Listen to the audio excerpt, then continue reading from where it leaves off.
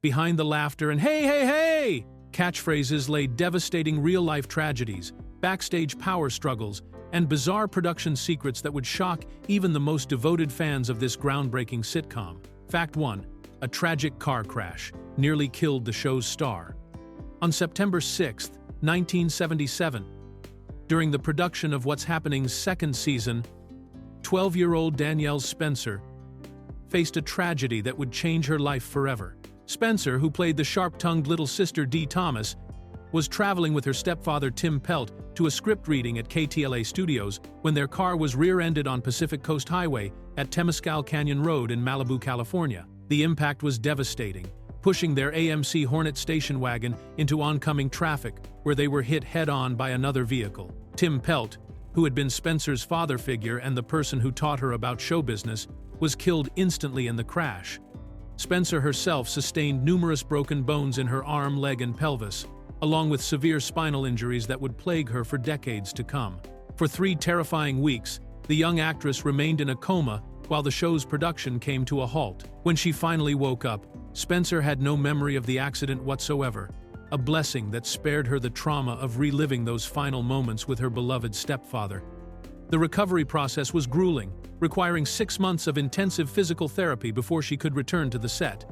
Remarkably, Spencer managed to continue her role on What's Happening throughout this ordeal, though the accident's effects would follow her for the rest of her life.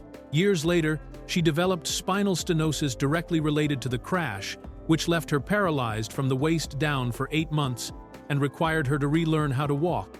In 2018, she needed emergency brain surgery to remove a bleeding hematoma that had formed as a delayed result of the 1977 accident, showing just how lasting the impact of that terrible day truly was. Fact 2. Fred Berry was already 25, playing a teenager. When Fred Berry landed the role of Freddie rerun Stubbs on What's Happening, audiences assumed they were watching a chubby high school student struggling with his classes and chasing after girls. The reality was far more surprising. Berry was actually 25 years old when the show premiered in 1976, making him a full-grown adult, pretending to be a teenager still trying to graduate from high school. This age deception was particularly striking because Berry was older than many actors who were playing adults on other television shows at the time.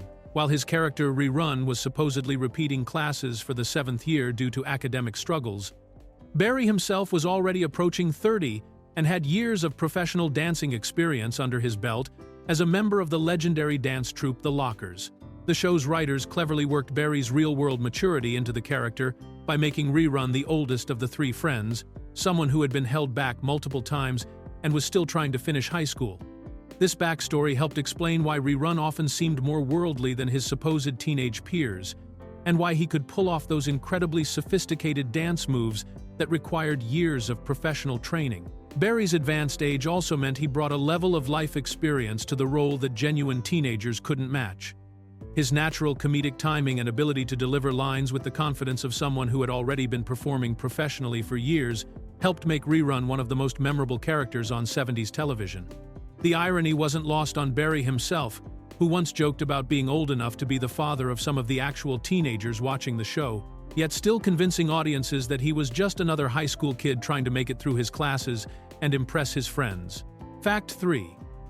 The famous Doobie Brothers episode was anti-piracy propaganda. The most memorable episodes in What's Happening history were the 2-part Doobie or Not Doobie story that aired on January 28, 1978, but what many fans don't realize is that this beloved installment was essentially an elaborate public service announcement about the evils of concert bootlegging. The episodes featured the actual Doobie Brothers appearing as themselves, but the entire plot was designed to teach viewers that recording concerts without permission was morally wrong and financially harmful to musicians. In the story, Rerun gets conned by a shady character into secretly recording a Doobie Brothers concert using a massive tape recorder hidden under his trench coat.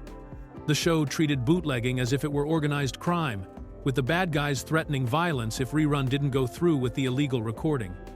When Raj interviews the band for his school newspaper, the Doobie Brothers explain in detail how bootlegging hurts artists by taking money away from them and spreading poor-quality recordings.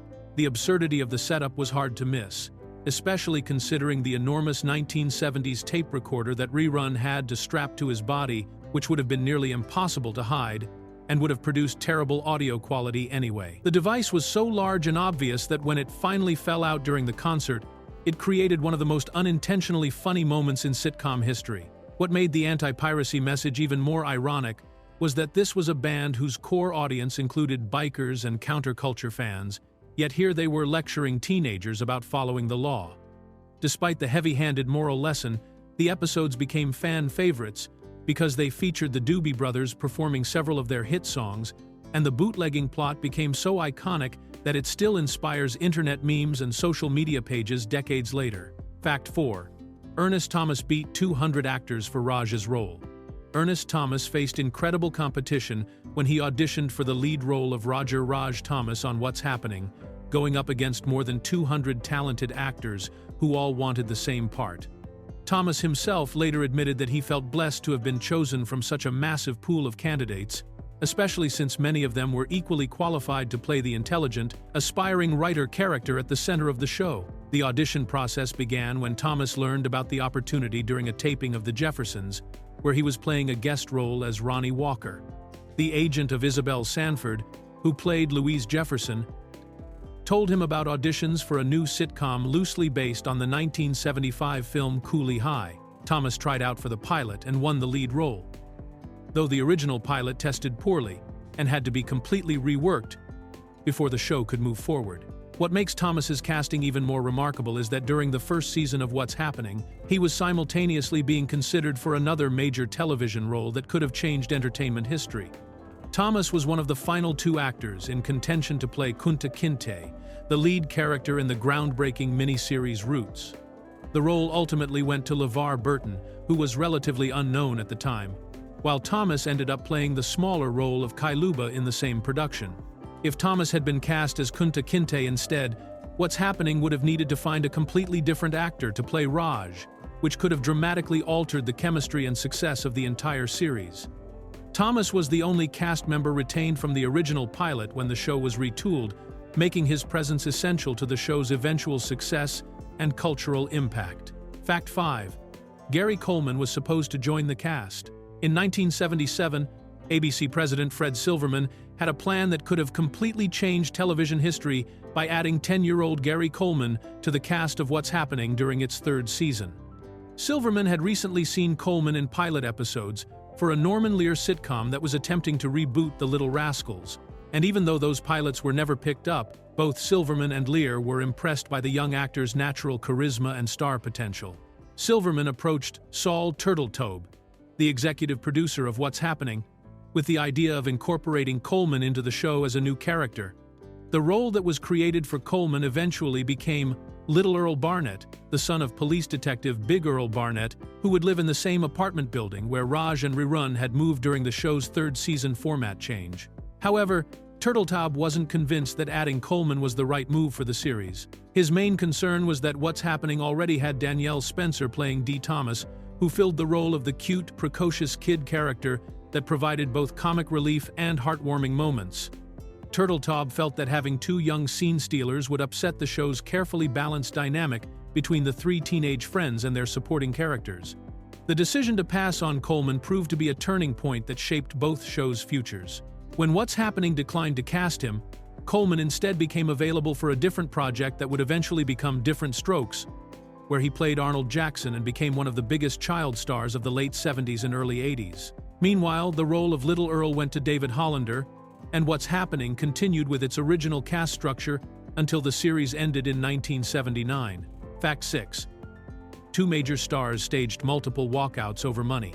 Fred Berry and Ernest Thomas turned What's Happening into a battleground during the show's run, staging not 1 but 2 separate walkouts that created chaos behind the scenes and ultimately led to the series being canceled. The trouble began during the 2nd season when Berry used the show's 1st season success as leverage to demand both pay increases and improved studio accommodations for the entire cast, arguing that their working conditions were unsuitable for actors on a hit television show. The first major walkout occurred during the filming of the 2nd season episode titled If I'm Elected, when Berry and Thomas simply refused to show up for work. This left Haywood Nelson, who played Dwayne, to carry the entire episode practically by himself, with Shirley Hemphill stepping into a larger role alongside supporting actors Brian O'Dell and Debbie Morgan, to fill the gaps left by the missing stars. Producer Bud Yorkin was furious about the disruption and responded by suspending both actors, then forcing them to sign $25,000 promissory notes as a guarantee that they wouldn't stage any more walkouts before allowing them to return to the set. The drama continued into the third season when Barry again demanded more money and reportedly convinced both Thomas and even Haywood Nelson to join him in another strike. This time, the producers had reached their breaking point with the constant disruptions and financial demands. Even though What's Happening ranked 29th in the ratings for the 1978-79 television season, which was actually quite respectable for a show in its third year, ABC made the decision to cancel the series rather than continue dealing with the ongoing salary disputes and work stoppages that were making production increasingly difficult and expensive to manage. Fact 7. Fred Barry legally changed his name to Rerun. Fred Barry became so completely identified with his What's Happening character that he took the extraordinary step of legally changing his middle name from Allen to Rerun, making his official name Fred Rerun Barry. This wasn't just a publicity stunt or stage name change, but an actual legal modification to his birth certificate and government documents, showing just how deeply the character had become part of his real-world identity. Barry was born Fred Allen Barry on March 19, 1951, in St. Louis, Missouri, but by the time What's Happening ended, the line between the actor and his character had become so blurred that he embraced the transformation completely. The name change reflected the reality of Barry's daily life, where fans and strangers constantly called him Rerun no matter where he went. Whether he was grocery shopping, walking down the street, or attending business meetings. Even decades after the show ended, Barry found that people recognized him instantly and expected him to perform his character's signature dance moves on the spot. He once said in an interview that people would ask him to dance every single day, no matter where he was, including in grocery stores and even in bathrooms. Rather than fighting this public perception, Barry decided to officially embrace it by making Rerun part of his legal identity. The name change also demonstrated how the success of What's Happening had completely transformed Barry's life and career prospects. While some actors might have found it limiting to be so strongly associated with a single character, Barry seemed to understand that Rerun had become his ticket to lasting fame and decided to make that connection as official as possible. When he passed away in 2003, obituaries and tributes referred to him as Fred Rerun Barry, cementing the character as his permanent legacy. Fact 8. The opening credits had a major continuity error. One of the most glaring mistakes in What's Happening was hiding in plain sight every single episode, right in the opening credits where millions of viewers could see it week after week. The very first scene of the opening sequence shows Raj happily walking out of his family's house with two cars clearly visible parked in the driveway behind him, which directly contradicted one of the show's most consistent plot points about the Thomas family's financial situation. Throughout the entire three-season run of the series, the writers made it crystal clear that neither Mama Thomas nor Raj owned a car, and this fact was regularly used as a source of both comedy and drama in various episodes. Mama was frequently shown having to take the bus to work, often running late or dealing with transportation problems that created storylines about her struggles as a single mother trying to make ends meet in working-class Los Angeles. Meanwhile, Raj was constantly shown needing to ask friends for rides, walking long distances to get where he needed to go, or dealing with the inconvenience of not having his own transportation when he wanted to take girls on dates or attend school events. This lack of reliable transportation was meant to reinforce the show's realistic portrayal of a family dealing with financial limitations and the everyday challenges of urban life without the luxury of car ownership. The irony is that this continuity error appeared in literally every episode during the opening credits, making it one of the most frequently broadcast mistakes in television history. Despite the obvious contradiction being visible to anyone who paid attention to both the opening sequence and the actual storylines, the error was never corrected during the show's original run, and it remained in syndicated reruns for decades, continuing to confuse observant fans who noticed the discrepancy. Fact 9. Vanessa Williams lost a role due to her Miss America scandal. Vanessa Williams came incredibly close to joining the cast of What's Happening Now as Ernest Thomas's wife Nadine, but lost the role due to the infamous scandal that rocked her Miss America reign in 1984. Williams had been cast to play the character of Nadine Hudson, who would marry Raj and become a central part of the sequel series that brought back the original characters as adults trying to navigate their post-high school lives. The timing of Williams's casting was particularly unfortunate, as it coincided with one of the biggest controversies in beauty pageant history. Williams had made history in 1983 as the first black woman to win the Miss America crown, but just 10 months into her reign, Penthouse magazine published unauthorized nude photographs of her that had been taken 2 years before she entered the pageant. The scandal forced Williams to resign her title, making her the first and only Miss America in the pageant's 99-year history to give up the crown. The controversy surrounding Williams was so intense and widespread that the producers of What's Happening Now decided they couldn't risk the negative publicity that might come with casting her in such a prominent role. The decision was particularly painful because Williams desperately needed work at the time, as the scandal had effectively destroyed her immediate career prospects and left her struggling to find acting opportunities while dealing with the public fallout from the nude photo controversy. The role of Nadine eventually went to Anne Marie Johnson, who played Raj's wife throughout the 3-season run of What's Happening Now. Meanwhile, Williams spent the next several years rebuilding her career from scratch, eventually becoming a successful recording artist and actress. Ernest Thomas later confirmed that Williams had indeed been originally considered for the role, making this one of television's most significant casting changes due to external circumstances. Fact 10. Fred Berry was a professional dancer before acting. Fred Berry's amazing dance moves on What's Happening weren't just something he learned for the show, but came from years of professional training and performance as a member of the Lockers, one of the most influential street dance troupes in American entertainment history. Berry had been dancing professionally for years before he ever auditioned for television, developing the locking dance style that would become a cornerstone of hip-hop culture and make him a recognizable figure in the dance world. Long before Rerun became a household name, the Lockers were based in Los Angeles and had already gained significant recognition for their innovative street dance style, which combined precise robotic movements with smooth flowing sequences that created a distinctive visual effect. Berry's involvement with the group led to some major television appearances that helped establish his entertainment career, including a memorable performance on the 3rd episode of Saturday Night Live during the show's first season in 1975, just 1 year before What's Happening premiered. Berry was also a regular performer on Soul Train, the legendary music and dance television program that showcased African-American culture and introduced mainstream audiences to the latest trends in music and dance. On Soul Train, Berry became known for his signature move called the slow-mo, which he performed during the show's famous Soul Train line dance segment, where dancers would showcase their best moves while walking down a corridor formed by other dancers. When Berry auditioned for What's Happening, the producers were so impressed by his natural dancing ability that they specifically chose The Runaway as the series premiere instead of the actual pilot episode, simply because it featured a scene that highlighted Berry's incredible dance skills. This decision proved to be smart, as Rerun's dancing became one of the most memorable and beloved aspects of the entire series. Fact 11. The first episode aired. Wasn't actually the pilot. When What's Happening premiered on August 5, 1976, audiences saw an episode called The Runaway, but this wasn't actually the first episode that had been filmed for the series. The real pilot episode was titled The Birthday Present and had been videotaped in front of a live audience at ABC television studios in the Los Feliz section of Los Angeles on March 16, 1976, several months before the show's official debut. The decision to swap the episode order came down to a strategic choice by the producers who wanted to make the strongest possible first impression on viewers during the show's summer trial run.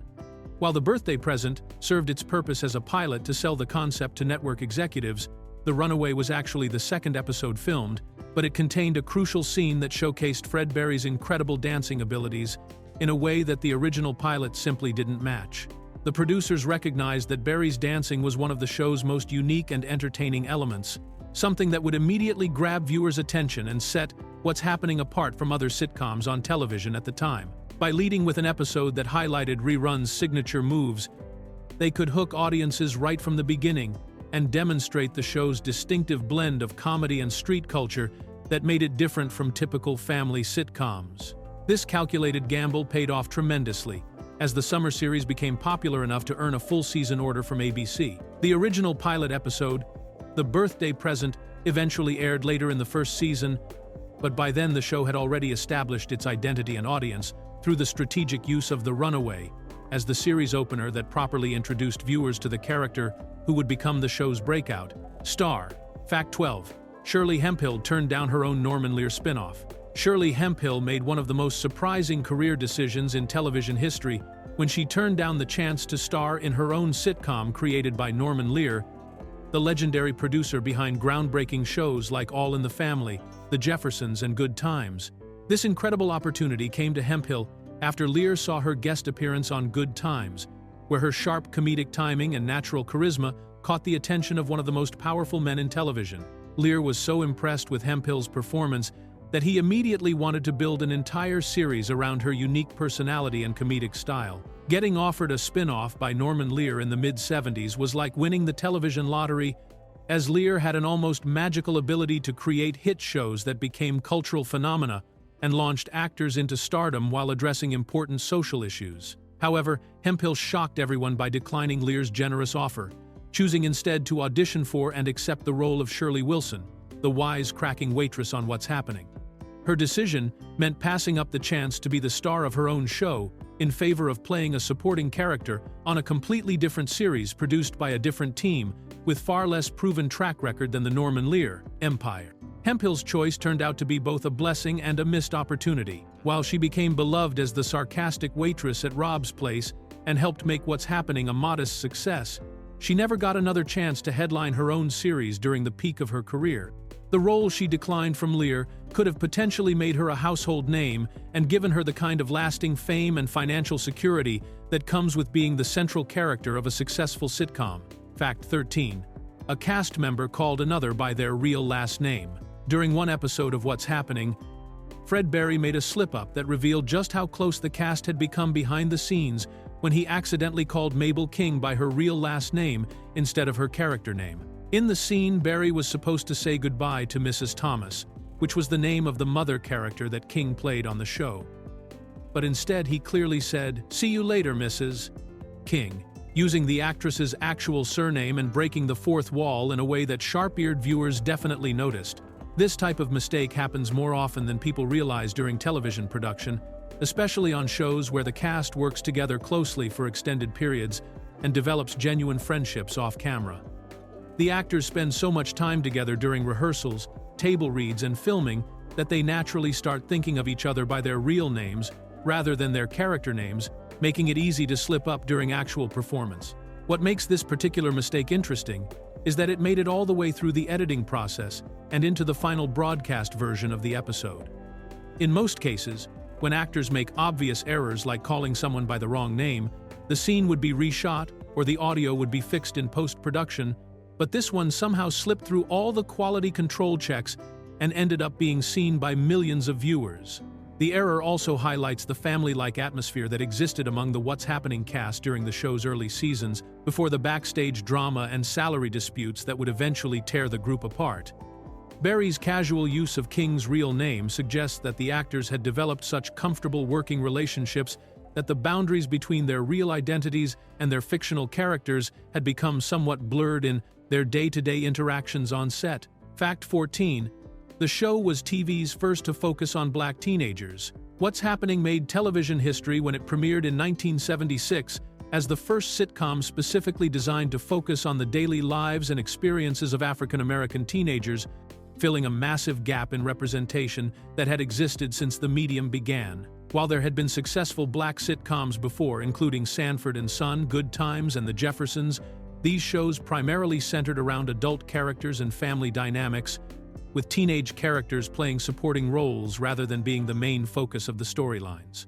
The groundbreaking nature of What's Happening went beyond just featuring black actors in leading roles, as it was specifically created to explore the unique challenges, friendships, and coming-of-age experiences of young black men living in an urban environment. The show tackled issues that were directly relevant to its target audience, including education, dating, peer pressure, family relationships, and the everyday struggles of growing up in a working-class neighborhood, all while maintaining a lighthearted comedic tone that made these serious topics accessible to viewers of all ages. This representation was particularly important because it provided young black viewers with characters they could actually relate to and see themselves in, something that had been largely absent from television programming up to that point. The show's creators understood that teenage experiences vary significantly across different communities and backgrounds, and they made a conscious effort to authentically portray the specific cultural context of black youth in 1970s Los Angeles. The success of What's Happening helped pave the way for future shows that would continue to expand representation of diverse teenage experiences on television.